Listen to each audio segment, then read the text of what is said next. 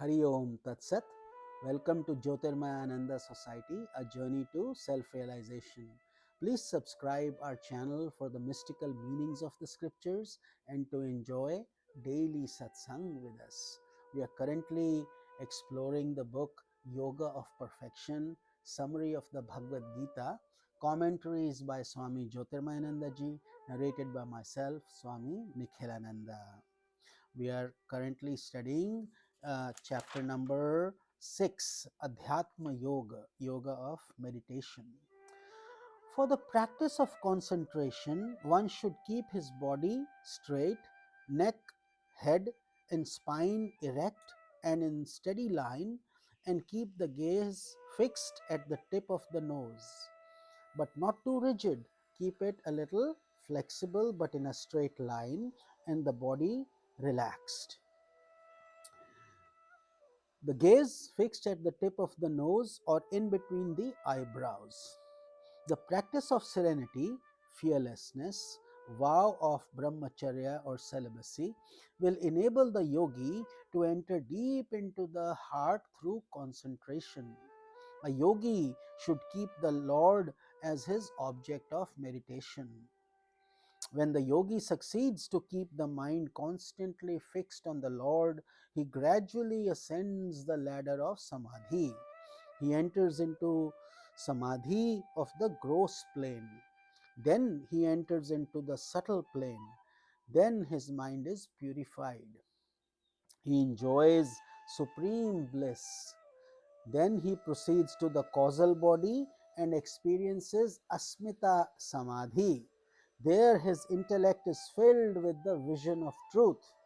The impressions of this vision induce paravairagya or supreme renunciation, in which a yogi turns away even from the highest mode of the mind stuff. This enables a yogi to attain complete cessation of all thought waves through asampragyat samadhi or nirvikalpa samadhi. This is the highest state. During this state, the impressions of nirvikalpa samadhi become powerful. The experience of peace continues to flow in the mind stuff. This is known as prashanta vahita, the flow of peace. Thus, a yogi wading through the ocean of peace attains nirvana, supreme freedom from the illusion of matter. In order to succeed in the practice of yoga, one should adopt moderation in sleep, in eating, drinking, in recreation, and in actions. The state of yoga is attained when his mind rests only in the self, having given up all the longings of the world. This is the state compared to a lamp that burns in the windless place. Even so, the vision of soul shines on in the tranquil state of the mind, free from the wind of distractions created by the impressions of attachment, hatred, egoism. One rests in the self, one experiences infinite bliss. One having attained this does not fall to low states. Even in the worst conditions, a yogi of such attainment is not affected. He is supremely detached from pain. Pain exists as long as one is identified with the body and mind. Ignorance is the cause of pain. In the state of samadhi, ignorance is dispelled by knowledge. There is no identification with the body, mind, and senses. The cause of pain is removed. This goal must be kept in view. An aspirant must control all his thoughts of the mind with regular and unceasing effort. He should gradually ascend the ladder of yoga until he is fully established in the self. Having fully settled the mind on the self, he should not think of anything else. In the beginning, mind will wander. It will move towards various objects through the force of impressions. But you have to bring the mind back again and again by your will and fix it on the object of meditation. When mind is controlled, when rajas is washed away, one attains the state of Brahman. He enjoys his contact with Brahman or God. He is freed from all sins. He sees all in the self, and in the self all. He is never destroyed. He becomes the self of all. Arjuna asks, Is it it is impossible to attain such serenity of mind to behold the self everywhere. Mind is extremely fickle. It is as difficult to control mind as it is difficult to control wind. Then, how can I control this turbulent mind? The Lord answers, Surely it is difficult to control the mind, but by the exercise of abhyasa, repeated practice, and vairagya, dispassion, one can control this turbulent mind. Repeated effort to keep the mind fixed on God alone is called abhyasa.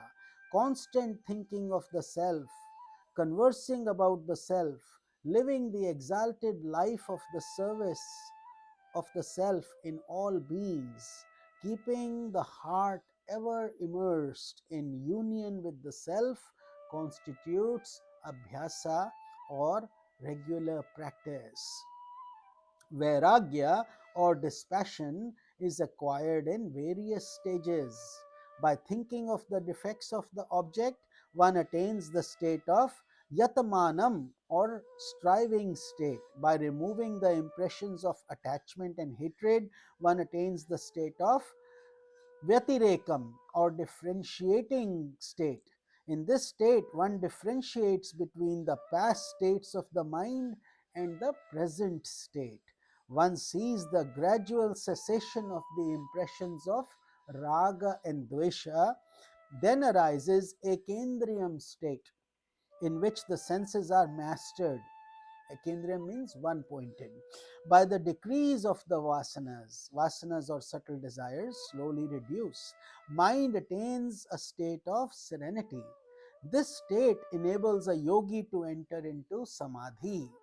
During asampragyat samadhi, one acquires dispassion even towards the three gunas that go to compose the chitta or the mind stuff.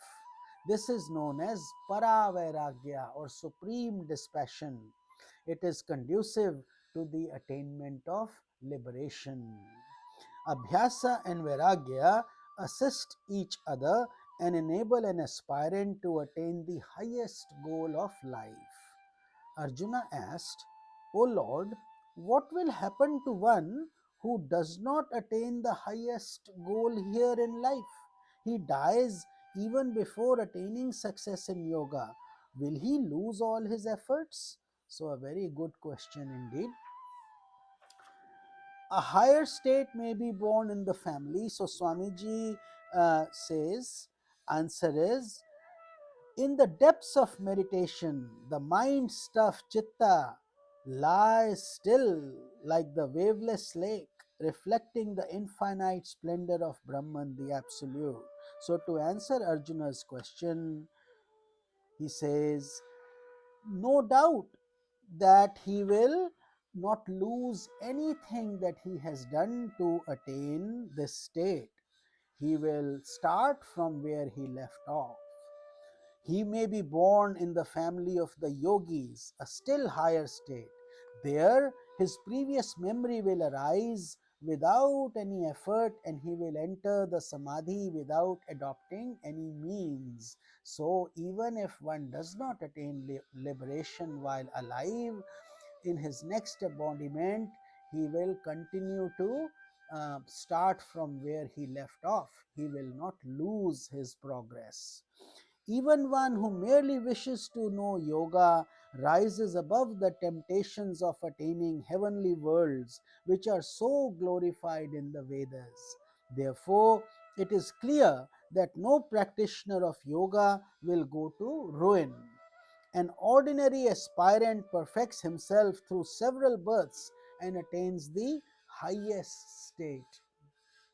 A yogi who meditates on God is higher than a mere ascetic given to various austerities. He is superior to men of knowledge who have intellectual knowledge. He is superior to those who follow the path of action. Therefore, Arjuna, be a yogi.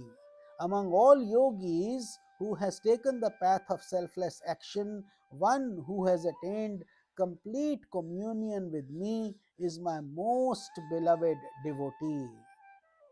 So, the next 6 chapters describe the nature of God. We have reached till chapter um, 6, the path of devotion. We will be studying and the state of perfection in the coming chapters. Thus ends the 6th discourse entitled Adhyatma Yoga, Practice of Meditation. Om Shri Krishna Namaha. Hari Om Tat Sat.